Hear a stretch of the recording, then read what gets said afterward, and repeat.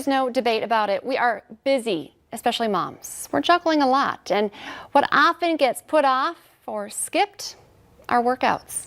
So how do we take fitness to a new level and make it just part of our daily routine? Joining us with some great ideas, easy steps to take, Cindy Glynn of Mom Bod Nation. Welcome back to the show. Hey, Lisa. Thank you so much. I'm excited to chat with you this morning. I know. Well, I follow you on your social media platforms, and you've even reached out, and I think a huge part of this is just the support that we give each other. I'm a big class person just because, you know, it is easy to not make working out a priority. So you either need to meet someone or have a group, and it kind of helps you stick with things. But let's go back to people who are like, I have no time to work out. I know I should. You probably hear that a lot from your clients. Absolutely. I hear it all the time. And that was the number one reason, like, why fitness was not part of my life for a long period of time. I used to joke, I was so the one that was like, I will not run unless somebody is chasing me, right? Like, people always make these joking comments. And I was one of those people. I was like, oh my gosh, this is weird. I didn't understand the benefits of fitness. And it wasn't until it really became a habit for me that I was like, oh my gosh, this is so awesome. And I think there's some key things to developing a habit. And I think it's important to understand what exactly it takes to develop a habit in order to actually develop that healthy lifestyle. Because a lot of the clients that I work with, and probably just people in general, especially as busy mommies, right? It's like a lot of us want to develop this like healthy lifestyle where we're like, this is just easy, right?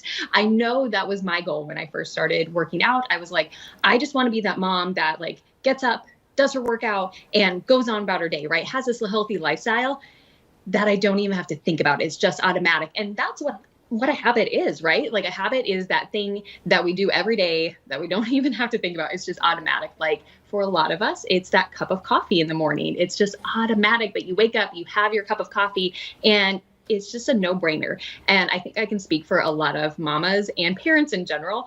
There's probably some mornings that you don't have that cup of coffee, right? Chaos breaks loose, the kids go crazy, and maybe you don't get that cup of coffee in, but the next morning you wake up and you make your pot of coffee, right? Like, it's a habit. It's still automatic. Even if your day maybe doesn't go the way you plan, it's right there. And I think it's important to know that developing a habit, it takes a period of time. And I know when I first jumped into this, I always heard, and I'm sure a lot of you guys that are watching this have heard, it takes 21 days to develop a habit, right? This actually comes from a plastic surgeon that published back in the 60s that his clients, it took them on an average of 21 days to actually get used to the new face that they were given.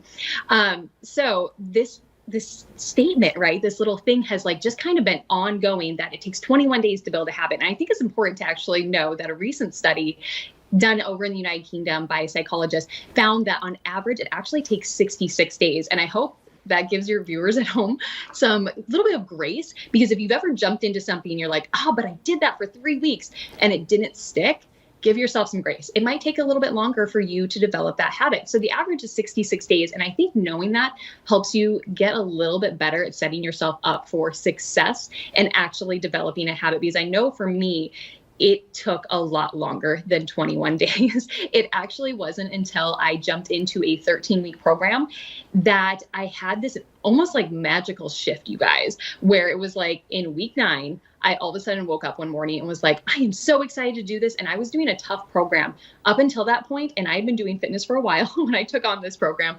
Up until that point, I was still dreading my workout. Or if I missed a day, I would miss 7 days. Like, have you guys ever been there? Lisa, have you been there where you like miss a class? Sure.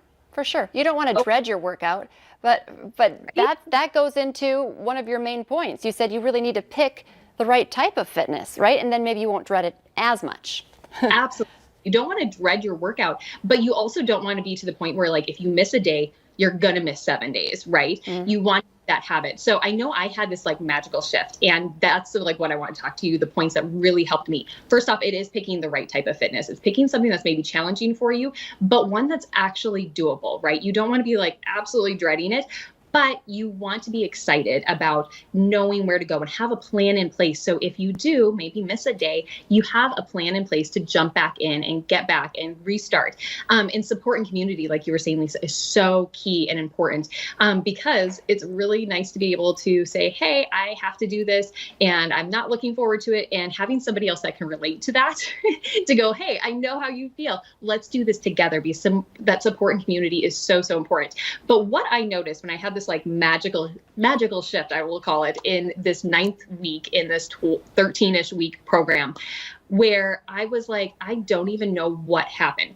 But what I realized, and this was from learning about what's called habit stacking, and I learned about this actually like a year later, I was like, oh my goodness, that's exactly what I did. I took something that I really enjoyed. Habit stacking is where you actually take a habit that you enjoy that's really easy for you.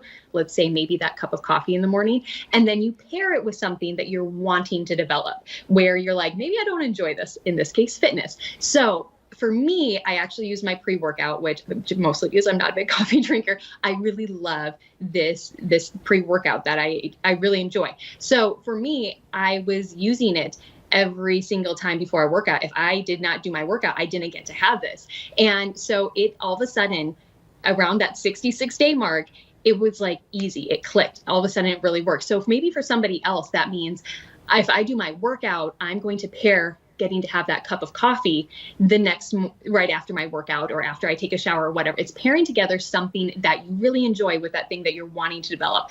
That's super, super key.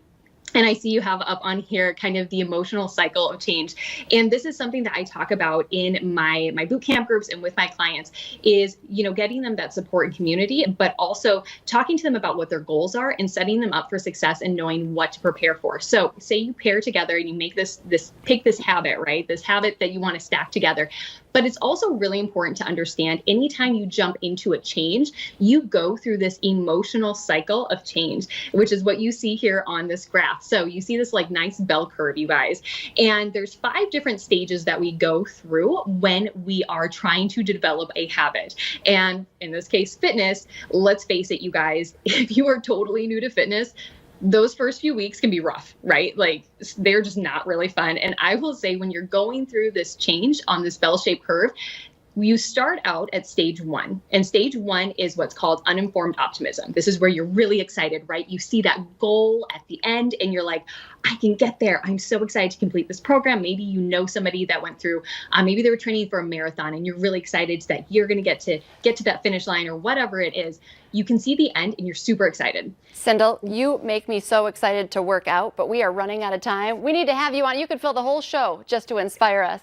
Sindel, with Mom Bod Nation, we'll have you back. Thank you so much for reminding us all to have a little patience.